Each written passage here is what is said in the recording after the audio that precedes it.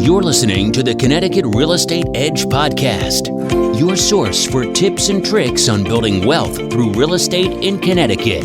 You will get the best techniques from leading local experts in real estate and lending. Now, here's your host, Robert Weinberg. Welcome back. In today's episode, we're going to be talking about winning in a competitive market, strategies to make your offer irresistible. And we've got a super special guest on today, Mr. Jay Irvine of Showcase Realty. Jay, thank you for coming, brother. Hey, Robert, thank you for having me.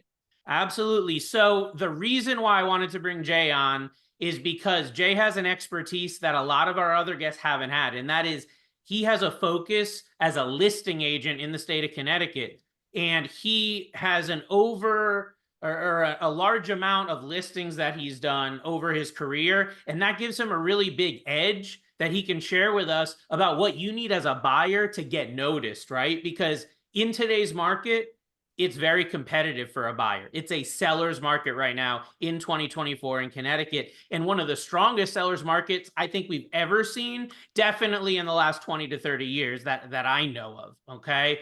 So I wanted to bring Jay on to share that insight with you. So Jay, with that said, let's hop in and talk about some of the strategies that just make people's offers stand out. You're looking at offers every day.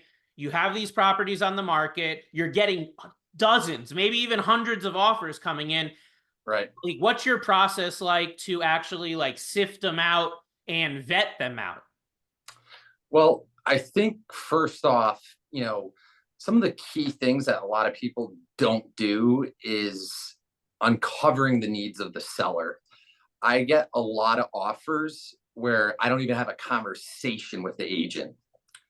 And that's one of the first things that I think from the buying side that an agent should be doing is reaching out to the agent and uncovering the needs of the seller. What is the seller looking for? How am I going to be able to appeal our offer, right? And in like a multiple offer situation, you kind of have to determine what leverage you have. Is there, if it's a multiple offer situation, is it not? Is the house been on the market for a long period of time? Or is it a new listing? How many days on market does it have? So there's things to consider before you even write your offer that you need to kind of do some recon, reaching out to the agent to determine that so that you can specifically kind of critique your offer to those sellers' needs, right? Okay, so I guess what I would say back to that is just right off the bat, you're saying that if you don't get a call from a buyer's agent, just introducing themselves, hey, we're sending over an offer, we're looking forward to working with you. If you don't get that call, that right there already puts them at the bottom of the pile. Like, they're not at the top. Or let's put it another way. If that agent makes that call, right, then they have a much higher probability. They are going to the top. Even if it's a lower priced offer, you're still looking at it closer than you would had the call not come in, right? And I think today's day and age with technology, a lot of people, especially the younger generation, they just don't even call at all. And that's not good. I like getting on the phone at some points during the transaction. You have to vet out, like you said, get clues, plant seeds, right? Figure out what's going on. So that's huge. And I think that's one takeaway, that one thing that can bring you with a 50% better chance of getting your offer accepted is making that call. And not only the buyer's agent doing that call, but I would also add to it the lender. What if you also get a call from the lender? Hey, my buyers just put an offer in on your property, and let me tell you a little about what I've done to get them pre-approved, right? So you took the words out of my mouth. Literally, I was just going to say, telling the agent, the listing agent, who the lender is. If they know the lender and they know that lender is reputable and can get the deal done, you already are getting to the top of the pile because they have a good relationship potentially already with the lender that the buyer's using. Definitely. So just telling the listing agent that it helps tremendously. And I think it's going the extra mile, because I think in today's market, it's so competitive that a lot of buyer's agents nowadays, especially with the recent settlement that we'll talk about, but they're just like throwing mud at the wall and seeing what sticks. They're sending out 100%. offers. There's not really a strategy behind it. And it's unfortunate because, as I've talked about, I've had buyers that switch agents and literally go from 3-4 offers not getting accepted, and then their first offer gets accepted with a new agent. Why? Right. It's because of the extra step. It's because of this, really, this red carpet VIP type of service that you need to have in today's market to stand out. I think the other thing that I want to mention is that price wasn't what you said, like what your strategy is. It's not highest price right up front. It's the other thing. So how important is that initial offer price to that offer getting accepted or competing in multiple offer situations? Well, so everybody thinks that, just throwing the highest number out there is going to get you the deal. But I've had times as a listing agent, I have 20 offers, and I don't take the highest offer that is 20, 30, 40,000 above what we end up going under contract, because at the end of the day, after, once you've kind of fact-finded what the seller needs, it comes down to, the contingencies is the next thing when you're writing the offer. So the initial offer price has a lot to do with it. But once they get the price, we're diving deep into the contingencies, right?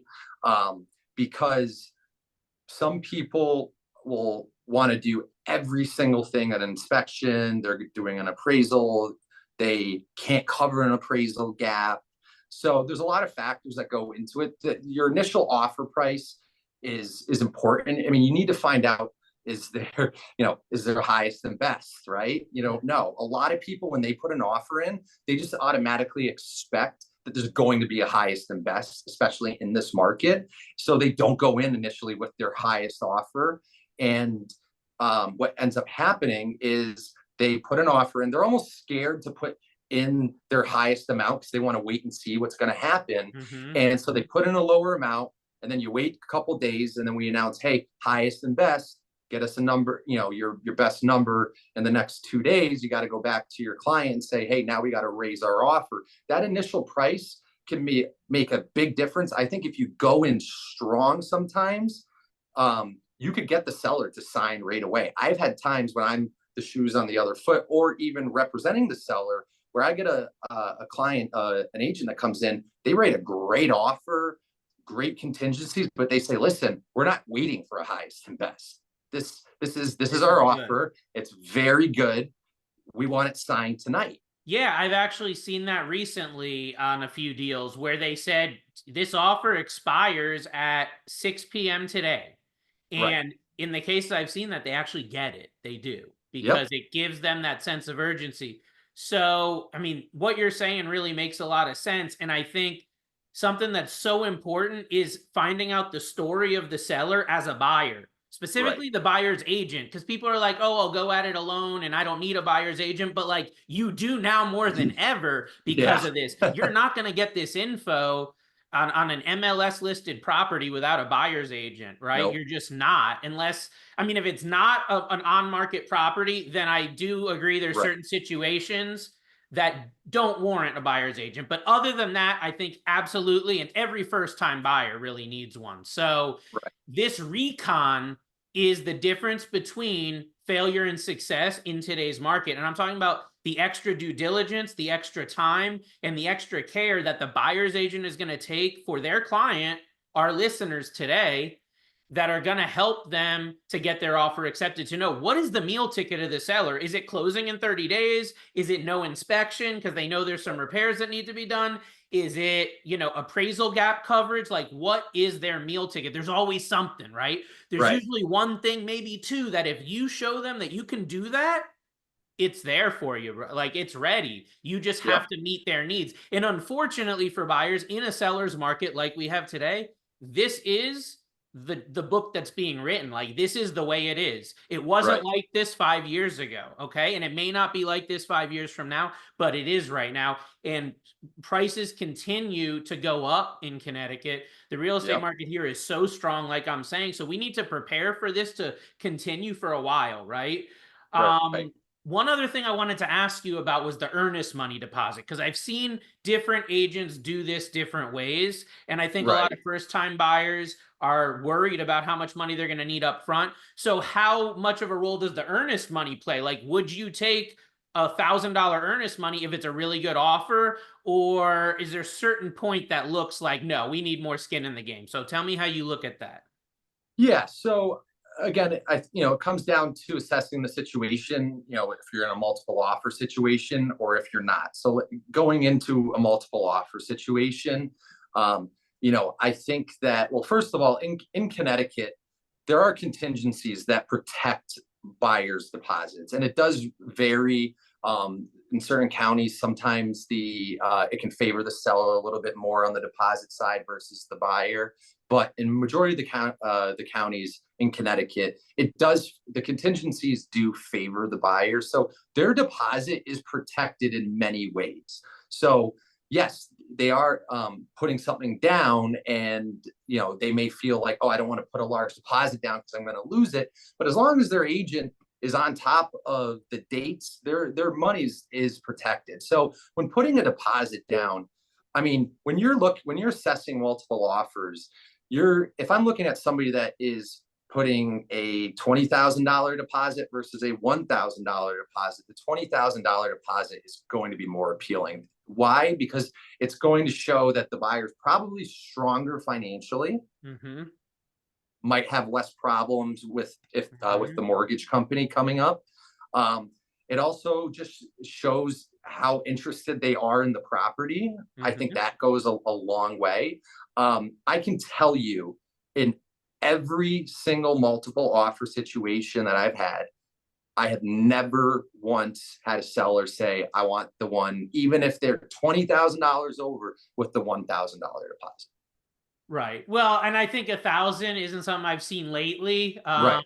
But 5,000, 10,000 is probably, the norm right now that I'm seeing. But it used to be 1%. $1,000 deposit. Like, people before this market, people were doing it. And I think educating your buyer that you need to come in a little bit. Obviously, you also have to assess what is their financing, right? So, how much are they able to put down? They might not have the money based on the program they're doing, right? Well, I think so. That's the big thing, right? If you're getting down payment assistance or a low money down loan, it's going to be hard to show your financial strength in this market. Right. Exactly what he's saying, putting that earnest money. Well, if you're getting down payment assistance or a USDA loan or VA or something, why are you going to put down a $20,000 earnest money, right? Like, why? Right. Most of those people can't. I'm more talking down payment assistance clients generally don't have that type of money to put down. Right. That's why they're getting the down payment assistance. That's where you're going to see the $5,000 or less deposit, right? But that's why it's so hard to get offers accepted right now with those borrowers. But what I want to say to all of our listeners is that you're going to need to come up with the money at some point for the down payment and closing, whether you're putting 3%, 5%, 20%. So by putting more of it on the front end and front loading it, it shows an agent like Jay, I'm serious and I want your house, okay? Regardless of what your price is, you could offer 30,000 under list, but if you say, look, here's 50 grand on a $300,000 house, money talks, right? Like, that says a lot to say, whoa, wait a second. I know this offer is low, but look what this buyer's bringing to the table. They're obviously strong. They're obviously motivated. And maybe we should actually look at this, even though it's a lot lower than what we were thinking, right? So that's so big, because I think most buyers have the money. They know what's going to be required. Right. The subset that doesn't have the money is, again, the very low money down, first time buyer down payment assistance. And that's where you're going to have a disadvantage on this earnest money play, right? And you can use it as a strategy, though, to get your offer accepted. You can use it as a strategy to get your offer looked at where maybe it'd be thrown out otherwise, right? Because you're lowballing or offering at list where everyone else is way over. So that's huge. And I appreciate you really sharing that. So a few minutes ago, you talked about, vetting the lender, and we said, lender calling you is big.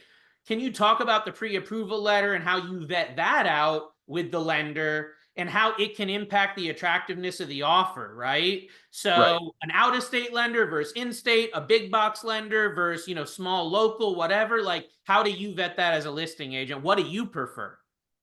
So I so when I start narrowing down offers with my sellers, I make phone calls to the lenders to find out the credibility of the buyer.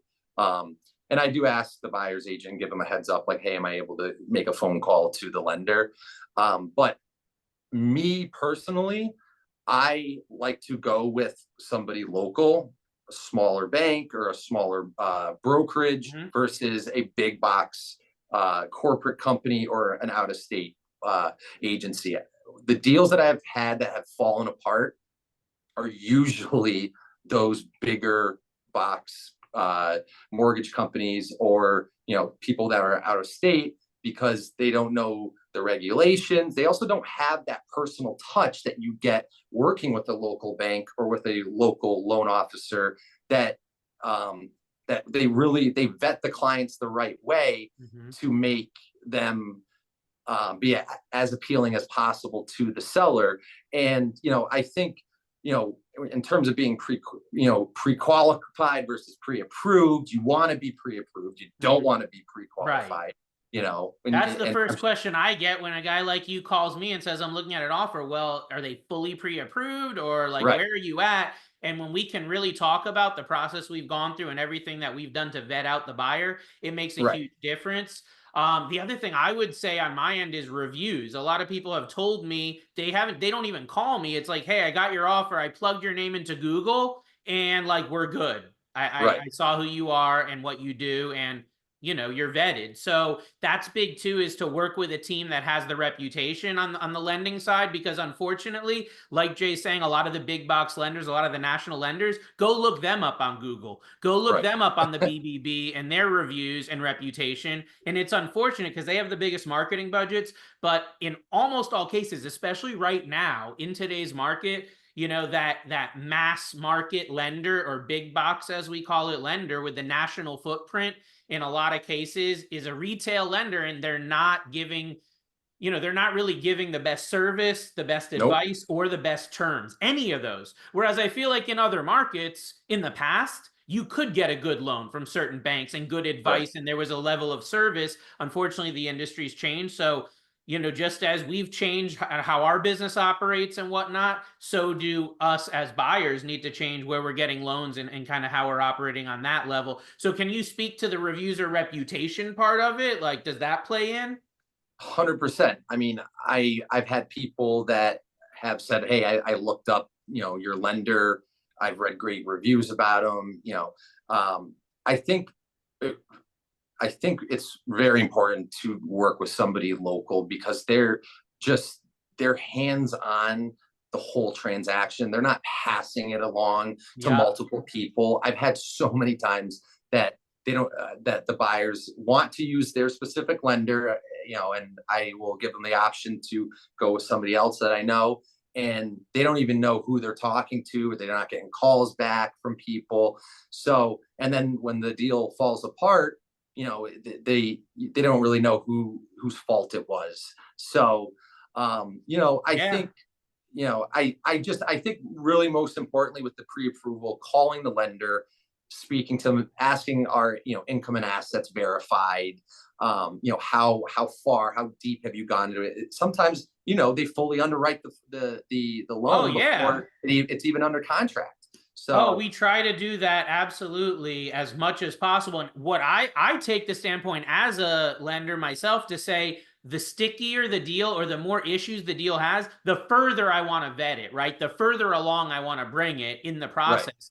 And I think the takeaway from your answer there is that anybody that's serious about buying a home needs to go through a thorough pre-approval process with a local lender, period, like end hmm, of story, because yep, that is really a non-negotiable, and that's the foundation. Where I feel like maybe in the past or other times in history, yeah, you could kind of roll in on a Sunday morning to an open house, say, oh, we like this place, and then in a day or two put your offer in and get an application going with a lender. But like, now, if you don't come to the table with that, by the time you contact us and go through the process, you're long gone, especially if it was a good deal. That offer is being accepted in hours or days, Yep. right? Yep.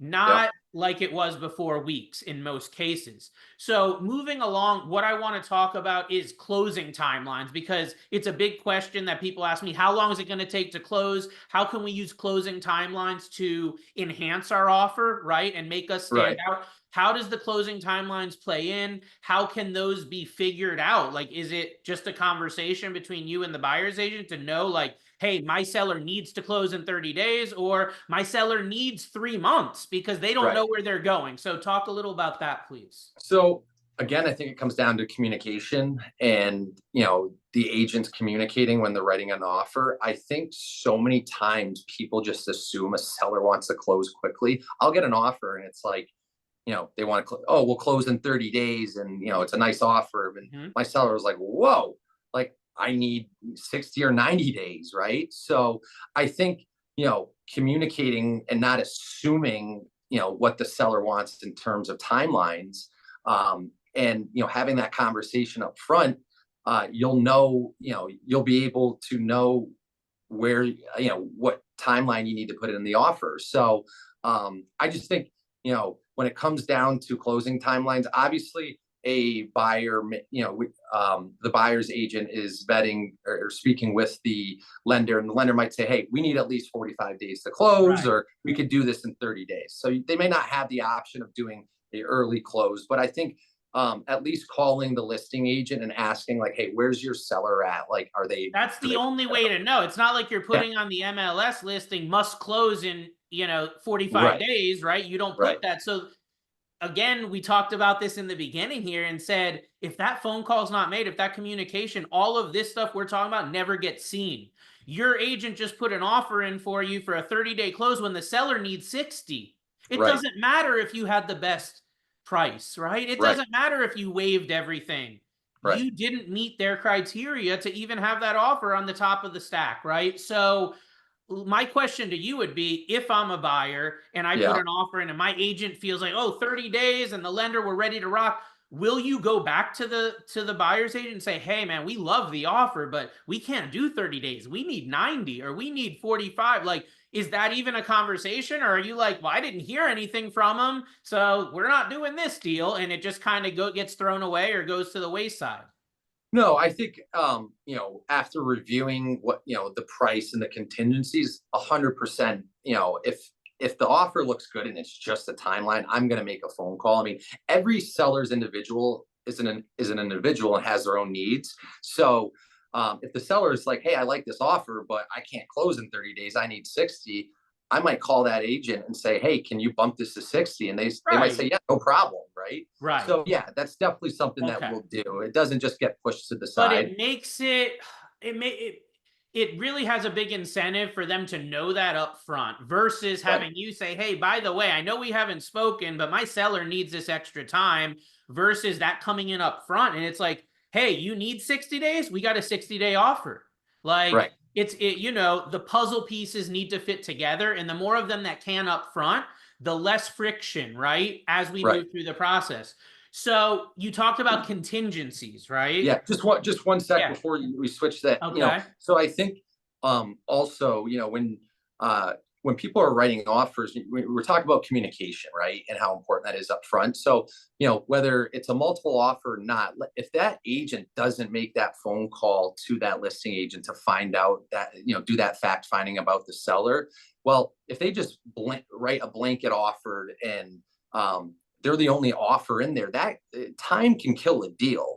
And so they might be the only offer right now on deck, but they put in a early closing date, and that now delayed the signatures of the seller. So then the listing agent is calling the person back. Now this offer that could have been accepted within the same day, now it's dragging on to 2 days. And Great then point. another offer comes in. And now, because Mm. you didn't communicate up front with that listing agent and find out Yep. about the seller, you delayed it. And now when you could have had it wrapped up, you're not. That's And now such a great point. I see that all the time where it's like this back and forth, and an addendum or something can take days to get signed, and right, things change. And there's a saying I learned early in my career, which is time kills all deals. Yes. So the longer time you have during a deal, the more that can go wrong. And there's already so much that can go wrong that every day that passes is another potential offer. Someone stealing your cheese, as they say, or eating your cheese. You know, so with that said, as we wrap up here, last few minutes, contingencies, they're huge when it comes to getting 100%. Offers accepted. So I wanted to save the best for last, right? Contingencies, how do those play in? What do you like to see? What do you not care about a contingent? Like, where do we draw the line, and what is like the perfect offer with what contingencies waived? You know, go through that with me. Yeah. So, you know, I think that the two biggest contingencies are inspection and appraisal. And, you know, it depends on where, if the buyer's a first time home buyer, like it's very, I try not to, on the buy side, to recommend a first time home buyer to waive an inspection, right? You know, and it depends on the specifics of the house. You know, if it has a well and a septic, like there's certain things that you could, you know, if you're waiving an inspection, that it could be very costly to you. But the two biggest things are usually appraisal and inspection. Now, people are coming to the table, they're offering to either waive appraisal or do an appraisal gap coverage. So if the house doesn't appraise, they will cover it. They'll cover the difference between what the house appraised at and what the initial offer price was. So I think those two are like the most important in really when you're coming down to contingencies. You know, another thing, you know, as far as your mortgage contingency, I've seen some people will, you know, have waived that as well, which almost can make it like a cash deal. With a TBD underwriter, if we're doing everything up front, the hard credit check, all the docs, like let's get it reviewed by an underwriter and let's make it so you can waive the contingency. Just had a client get their offer accepted literally last week using that exact strategy. They had two identical offers, but my buyers waived that mortgage contingency because of the extra work we did up front. So I'm glad to hear that, like, that's something you're seeing, because I'm definitely seeing that a lot now too, to get that extra edge in today's market, right? For sure. I think one thing that people do that they think is a big deal and it's really not is you see these offers that come in that it says we're going to do an inspection for informational purposes. Only. Yeah. You get that all the time. I tell my seller this is almost just like a regular inspection, and I'll tell you why. Because if something major comes up, they're going to probably ask for that to be repaired. So I don't really look at, when I get a informational purposes only, I tell my seller, hey, they're saying this, but yes, if there's petty stuff that comes up, we could say, hey, it's for informational. But if it depends on what's important to the buyer, and something that is a big deal really may not be, but the buyer may think it is, and they might want to ask for it. So I think people do say inspection for informational purposes only, and then something comes up and they say, oh, wait, well, we want this to be repaired or we're going to walk away. Right. So in my opinion, it's either waive the inspection or do it. Right. And I see that all the time, that informational purposes only. I do. And like you said, I've seen it go south for sure. It's not, you're not off the hook with that. So the last question I wanted to ask you was about the communication piece, because we talked about it's an underlying foundation of a real estate transaction, and especially between the real estate agents, right? The buyer's agent and the listing agent. It's so important. So with that being said, let's like talk through communication strategies like texting, email, phone calls, voicemails, like WhatsApp, like there's all these, Facebook Messenger. Like, let's get into that, because I'm doing all that with all my agents. Like, some of them were doing Facebook Messenger, some were on text, some were doing only email, and that's all they do. Others, I can't get on the phone, but we leave each other's voicemails and it just works, right?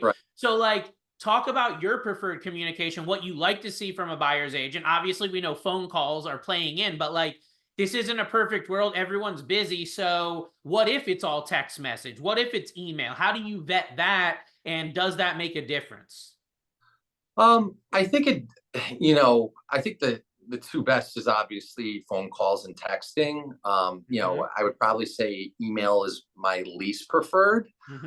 But I think really comes down to is just how effective of a communicator they are. And how quickly are they to respond and get back to you, because that is something that when you have a very good agent that communicates well, it makes the transaction go so much smoother. And a lot of the transaction is about the agents. They're both working together to the same goal, to get the home closed, right? So communicating effectively with the buyer's agent and vice versa is what's going to make the process go smoothly. And then also, if problems arise, you're more than likely going to want to work it out with the agent, because you built a relationship, because you started communicating effectively from the get-go. So I think I like texting more than phone calls, to be honest. But sometimes when you're getting into a deep conversation, you just got to get on the phone and call. Yeah, so I mean, the approach that I like to take is, especially in these situations, is call first, and if you can't reach them, then text. And if Yes, there's no 100%. response to a text, then we can move to an email chain or something like that. Right. And you know what? That's 3 different communication channels. If they're not communicating back by call, text, or email, then like what's going on, right? I Right. think anybody in a real estate transaction, even if you're on vacation, because we all have that happen all the time, especially this Right. time of year, you should be able to respond to an email, text, or phone call within 2 hours during the business day. Not Right. saying you need to pick up right then and there if you're at Disney World or something, but Right. text back, email back, like call us on your lunch break, right? Like something Right. to say, hey, I'm still alive, I'm still here. And it's an important foundation for a buyer's agent. So I would say, if someone's listening to this going, my agent's not doing that for me, or I didn't know my agent's supposed to do all this extra work and all this communication. Yeah, they're supposed to do it, and they're getting paid for it now as of the NAR settlement, and it's known what they're getting paid, I should say. So now more than ever, they need to be doing this legwork for you as an agent. It's not just, or excuse me, as your agent. It's Right. not just writing a contract and sending it in. Any No. last thoughts on that? No, I just think, when the first thing you do, when I write an offer, the first thing I do before I write it again is make that phone call to that agent, start vetting out the seller, finding out what leverage you have. Do you have any leverage? Because that's very important. And starting that relationship right up front will dramatically have an impact on your offer down the road and getting accepted. And agents like to work with agents they get along with, and 100%. The huge thing, though, that you said that boggles me, that's my big takeaway from this, is that you're telling me that most of the offers, more than half the offers you get, do not include a personalized phone call, text, or email to have a conversation with you. Absolutely. And that right there, to our agents, to our pros listening in the industry, like, come on, guys, we're better than that as an industry. Right. We are representing people in their biggest transaction of their lives in most cases. Like, we need to give that white glove service now more than ever, because 100%. now, again, talking to my buyer's agents out there, now you're actually explicitly being compensated for your value, and you weren't before, right?